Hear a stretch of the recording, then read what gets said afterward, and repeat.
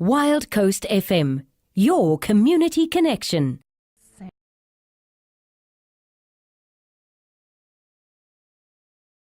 Good morning and welcome, Sandy. Hi, Finola. How are you? Very well, thanks. How are you? No, well, thank you. And hello to everybody listening out there. A little bit of sunshine this morning just to warm us up a little bit. And to dry my washing, hopefully. And to dry the washing. But what wonderful rain. Although yesterday we had a hang of a stormy sort of lightning and thunder and two huge claps. I got quite a fright. No, quite a few people got quite a fright. But anyway, we live to tell the story. Yes. Now I see you keeping some recipes with the theme of Heritage Month this month. Yes. I'm doing a few recipes with our Heritage Month. Fantastic. And a lot. These can be. The first one is a chakalaka, which is kind of like a tomato onion thing, but it's more spicy. Okay. Nice to have with a braai. Yes. But I mean, you could have it just with some sausage and mash. That's what I was thinking. You don't have to have it with your braai. Okay, perfect. But it's different and it's really quite nice. Is it similar to a chutney in the way that it can be kept for quite a while, or does it need to be consumed quite quickly after making it? I think you could keep it in the fridge, but it's not a kind of you could put it in a jar. Okay. I'm sure you could. Because look, with all the spice and things that it's using, okay, perfect. It definitely would help. Okay. So this is what you need. It's quite easy. You need a half a cup of oil. I see they have used olive oil, but I think that if you use canola or something like that, it's going to be fine. Okay. 1 large onion, finely chopped. Yes. 2 cloves of garlic, chopped. A half a teaspoon of chopped fresh ginger. 2 green peppers, finely chopped. Lovely. 2 fresh chilies. Now, take the seeds out, okay? Yes. Otherwise it gets too hot. Too chop hot. that. And then you need 2 teaspoons each of a barbecue and a peri-peri sauce. Okay. Or a spice. If you want barbecue spice and peri-peri spice, yes, you can use that. Okay, perfect. I would put 1 teaspoon of the peri spice because that could be quite hot. A tablespoon of hot curry powder. Then you need 6 large tomatoes. Now they grate these. Oh. So go onto your large side of the grater and grate it as best you can. But aren't you going to end up with tomato mush? Well, that's how it goes. Oh, there we go. Okay. Then 4 large carrots, peeled and grated. Okay. And a can of baked beans and tomato sauce, the 410 gram one, and 2 tablespoons of soy sauce and some milled pepper. Lovely. And this makes about 5 cups. Oh, okay, so it's super. quite a nice amount. Yes.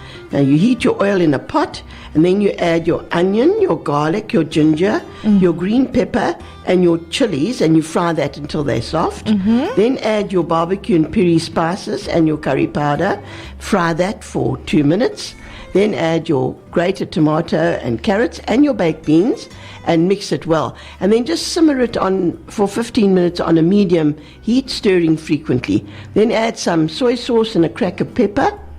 And then you can serve that, as I say, as a dipping sauce even. Okay. Or you can serve it with mash and sausage, or even with pup and sausage. Oh, that's perfect. You know, so it's something nice. And it sounds like you can actually get 2 meals out of that, because if it makes 5 cups, yes. I mean, you can have, if you're using it as a sort of a ratatouille base, yes, you could get 2 nice meals out of that. Absolutely. And nice to, as you say, you can keep it in the fridge for a while, I'm sure a week or days, so, yeah. and it would still be super. Perfect. Yes, okay. So that's something that you could have. Nice way to utilize spices and really get some good flavors in. Absolutely.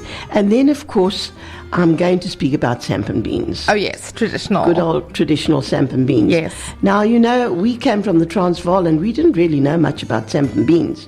But when we came to the Eastern Cape, it's really something that they have a lot of here. Yes. And very popular. And not just with the black folk, white people love sampan beans. And there's many variations of it as well. You can do all sorts of things with it. Yes. So it's a very popular Eastern Cape meal, actually. And it's not too difficult to do. It's in fact very easy, but it could take a little bit of time. I think it's the soaking that takes the most amount of time. That's right, you're right. But you don't really have to soak it for too long. Okay. Anyway, let me just give you this recipe. You need 1 cup of the speckled sugar beans. Yes. And then a cup of samp mealies, a litre of water, salt and pepper, 2 tablespoons of vegetable oil, 2 large onions chopped, 2 teaspoons of curry powder, 2 teaspoons of chicken spice, and a handful of parsley chopped. Okay. Now, you know, I know different people use different spices, so it's to your choice, but this is how this one is. All right. Now, what you do, this serves 6 people. You put the beans in a pot and add water until it's just covered. Bring it to the boil and simmer for 2 minutes. Then remove that from the heat, cover it, and set it aside to soak for an hour. Okay. And then drain that. Then put your beans and your samp in a large pot and cover it with 1 liter of water, and boil that until it's tender. It takes about an hour and a half. Okay. Don't season the beans yet, because otherwise they tend to become a bit tough. Okay. And then stir in salt and continue to boil for another 1.5 hours or until cooked. Then you heat the oil in a frying pan and fry your onions until it's soft. Then add your curry powder and your chicken spice. Fry for a minute. Now add your onion mixture to the samp and cook gently until it's soft and mushy, stirring regularly. And you can serve that with parsley, and you serve that with your favorite stew, or you can serve it with a braai. Okay. But it's nice to serve with a meal like a stew, something like I that. love to add a little bit of like a beef and then Yes. some gravy in it as well. Yes, then it's a complete meal. Yes, Then you don't yes. need to serve it with any Exactly. meal on the side. Well, as I a agree with braai you. as well, you could do that. Yes, I agree with you. That can be a complete meal. You don't have to serve It's that. very filling as well. It is. So actually, rather err on the side of caution and make less than more, because you'll Yes. end up wasting, or you'll either have to freeze it. Yes, or keep it in the fridge and eat it for a good few days. I've seen that done, and I've done it. done it myself too. So you're having nush for the next 4 days. Yes. Not really anything too wrong with it, but it can get a bit much after a afterwards, while. yeah. If you're able to have something else. But it's a good idea to try that, samp and beans. But I think for if you're people having that a lot haven't. of people over as well, that's also great, because Yes, a 'cause little it- can go far. And Absolutely. it's very filling, it's very nutritious, and it really does go down well. It's very popular with everybody. You're right. So it's And sort it's of a good. winner overall. Absolutely, I think it's a jolly good idea. Perfect. So thank you so much for enlightening me, because now I know that I made it last time. I soaked it overnight because I really wasn't Actually, sure. that's also not a bad idea. I think that's a good idea to do that. Because the cooking time in general is long, and I Yes. found that the trick for me was stirring. It's like custard. You can't leave it because it sticks to the bottom. It does. And rather do it on a number lower than a number higher, because you're trying to Absolutely. don't speed up the cooking time. No. Otherwise, you're going to burn it to the bottom of your pot, and then it's no. Not good. And then it's wasted. Exactly. A custard slice but it's with the lekker local twist, because you're Good. going to use some amarula in the custard. Ooh, very nice. And that just gives it that nice zing. Yes. It's like what you would say milk tart, but between 2 slices of pastry. But And we were actually mentioning that you can't find a really nice one here in East London, or I can't find a nice one in East London. Yes. A proper traditional custard slice that tastes like it has custard inside of it. I know it is difficult. So I'll I admit. think we'll have to try and make our own. Yes, we will. Anyway, these are not difficult to make, so it's easy to make. You need 3/4 of a cup of milk, Yes. a half a cup of amarula, but that's nice, 3 extra large egg yolks, a 1/4 cup of sugar, 2 tablespoons of corn flour, a pinch of vanilla seed paste or a teaspoon of vanilla extract, a teaspoon of cinnamon. And then you need some pastry, just a roll of puff pastry, Okay. 1 egg white lightly beaten, and a 1/4 cup of sugar mixed with a teaspoon of cinnamon. Perfect. So like your cinnamon sugar mix that you would Yes. use for your pancakes, Okay. same sort of thing. And this makes 8. Okay, great. So, which is quite nice. Yes. So what you need to do first is get ready a 15 by 15 centimeter square dish with cling film. Preheat your oven to 200 in the meantime. Okay. Now heat your milk and your amarula in a saucepan over a medium heat, but don't boil it. Okay. It must just warm. It must get to a medium heat. Don't boil it. Then beat your egg yolks, your sugar, and your corn flour until that's well combined. Now add half the milk mixture, beating continuously. Then add the remaining milk. Return the mixture to the saucepan and cook over a low heat until it's thick. Be very careful that you don't get lumps and things like that. I'm not very good at custard, I've got to admit. Yeah, it's not an easy thing to do. Actually, I think it's quite, you've got to do it the right way. You've got to be patient. That's my problem, yes. You're right.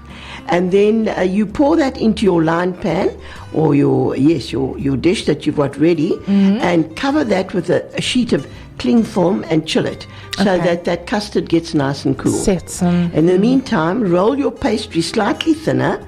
That's your one roll of pastry, and cut it into 16 small rectangles. So get a ruler, measure it out. Yeah, make sure they're all even. That's right. Brush your pastry with egg white and sprinkle over cinnamon and sugar. And bake it for 20 minutes until it's puffed and golden. Let it cool. Then remove your cling film from the custard and put it in a piping bag. If you don't have a piping bag, I almost think you can put little spoonfuls of it on. Okay. You know, but they've made But you can make your own makeshift piping bag. Absolutely. As long as you get a clean, see-through little package, you can push it into the corner, put a tiny little hole and just pipe it out. That's like that. right. You can do that. And you can make it into, you carefully pipe the custard onto 8 of these rectangles. So they, in this picture, I see they've made it into little round little puff-like things, little balls. But as I say, you can make long rows of it if you want to. Okay, true. Which is also going to look nice. And then you sandwich it close with the remaining rectangles. And of course, it's got a bit of that cinnamon sugar at the top and the bottom of your pastry. Yes. So you get this delicious, crunchy pastry with a touch of cinnamon sugar, and then it's got the amarula as well. That's right. So that's really going to give it a lovely flavor. I think that's really a good idea.